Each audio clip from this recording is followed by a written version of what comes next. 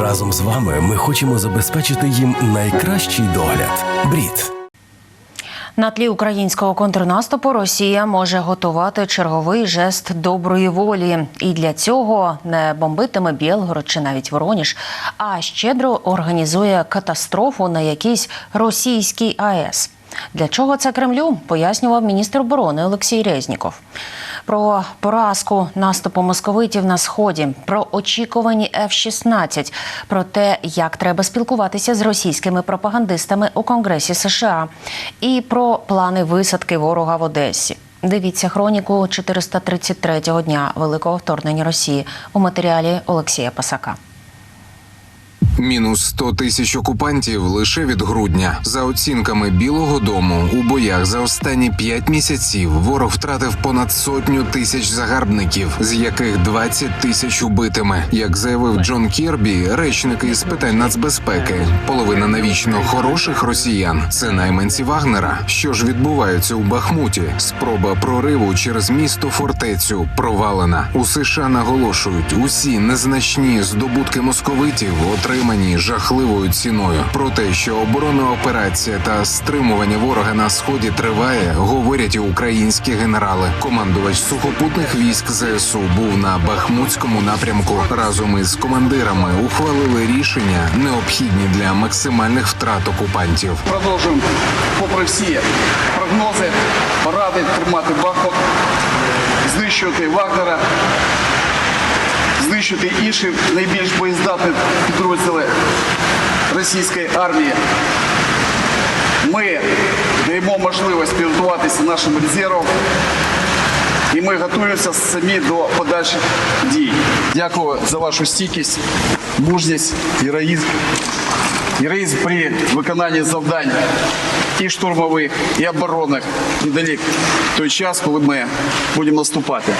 Я в це вірю у вас, дай Бог вам всім здоров'я, успішного виконання завдань і головне, щоб після їх виконання ви поверталися в свої підрозділи живими і неушкодженими. Слава Україні! Героям слава!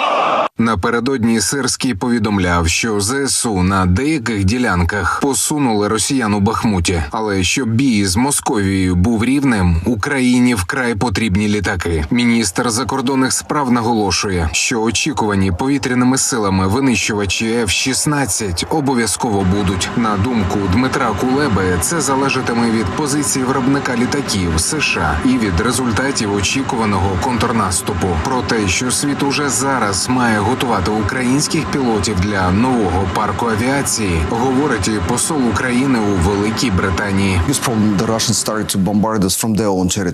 Найбільша проблема у тому, що росіяни почали обстрілювати нас зі своєї території. Вони навіть не перетинають українського кордону і цілять своїми ракетами та бомбами у наші міста. Тож для того, аби мати змогу уражати ці цілі з повітря, нам потрібно щось, що також буде у повітрі. Наприклад, літаки. А ми їх досі не отримуємо. Є різні пояснення, і найголовніше, нам потрібен час, аби підготувати наших пілотів. Але це наш аргумент. Давайте почнемо готувати пілотів. Готуйте їх, поки ви не ухвалите політичне рішення.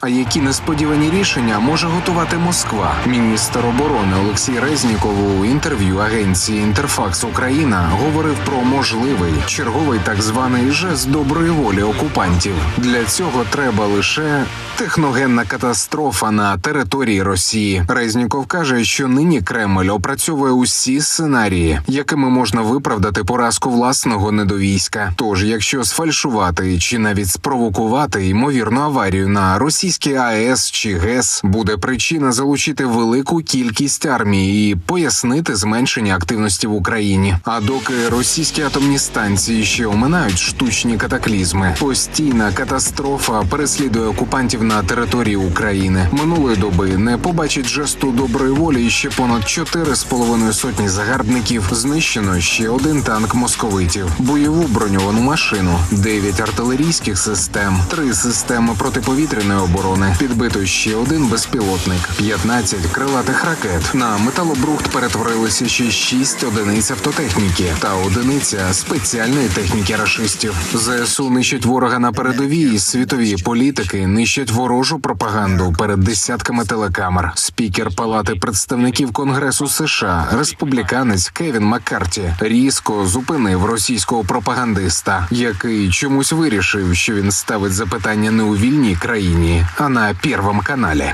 Вячеслав Тартаковський, РІА Новості, Russia. Ми знаємо, що ви не підтримуєте необмеженої допомоги Україні з боку Сполучених Штатів. Чи вважаєте ви, що в найближчому майбутньому позиція Сполучених Штатів щодо збройної допомоги Україні може змінитися? Не впевнений, що розчув вас. Ви сказали, що я не підтримую допомогу Україні? Ні, я за підтримку України. Я не підтримую те, що ваша країна зробила з Україною. Я також не підтримую вбивства вами дітей і вважаю, що Росія повинна вивести свої війська з України. А підтримка України Сполученими Штатами триватиме і надалі, адже світ чудово розуміє, що відбувається насправді. Що чудово розуміють українці, це коротку пам'ять окупантів і гучні заяви їхніх так званих воєнкорів. Пропагандист Олександр Сладков ще наприкінці січня задумливо міркував, як московити висаджуватимуть в Одесі морський десант ще до 2 травня і перерізатимуть Україні вихід до моря. Але щось певно відбулося, щось пішло не за примарним планом спеціальної воєнної операції. Десь там так звані пропагандони, воєнкори писали, що саме до 2 травня вони мають вирішити одну з главних цілей так званої СВО. Вони мають штурмувати Одесу, начебто набрали для цього потенціал, мають помститися за крейсер Москва. Так от, щоб довго не говорити, просто можу сказати, за курсом російського корабля ідіть на юг. Отакий вам штурм Одеси. Олексій Пасак, 5 канал.